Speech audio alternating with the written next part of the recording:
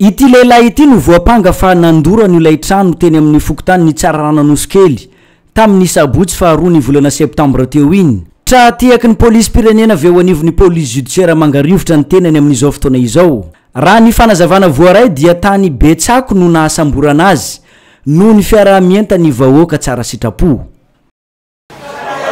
Nefa natao moa ny constat sy ny fanadihadiana nataon'ny polisy dia samborona aloha le vadiny le vehivavy zany voasambotra voaloha satria rehefa may zany le trano midoro an'le rangahy dia lasa mitsoky io rangahy io.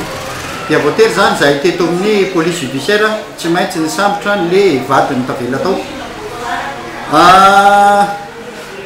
Toy moa ny fikarohana satria dia tsoroko eto efa vita ny enquête tam'le fisamorana an'le vadiny zany dia amintsika miteny zao zany efa AMD zany hoe efa niditra ny amponja ao marifoto le madame. Ny sorako eto aloha ny fokon'olona izay mipetraka mandidina an'io trano io satria dia nanampy tanteraka ny mpitandron'ny filaminana ary voasambotra tany abetsako le rangahy vady tena nandoro.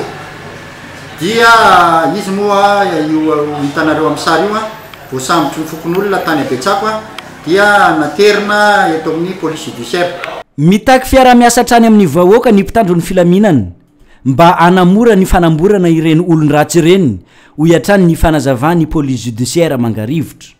Isorako be da be zany ny fiara-miasa ny fokon'olona eto zay dia mbola manentana atsika vahoaka mba hiara-iasa ny mpitandron'ny filaminana fa hitatsika amin'izao fa rehefa miara-miasa tsika dia misy vokatra tsara. Ny talata maraina fa 5 volana septambra no nigadona tao amin'ny bureau ny police judiciaire mangarivotra ity rangahy voapanga fa nandoro trano ity. Miroso amin'ny fanaovana ny famotorana ny mpitandron'ny filaminana amin'izao fotoana izao. Aorin'izay vao atolotra eny amin'ny fitsarana io lehilahy io. Ny fampanoavana indray no tompon-teny farany amin'ny sazy zay mety ho azony noho ny eloka zay vitan'io.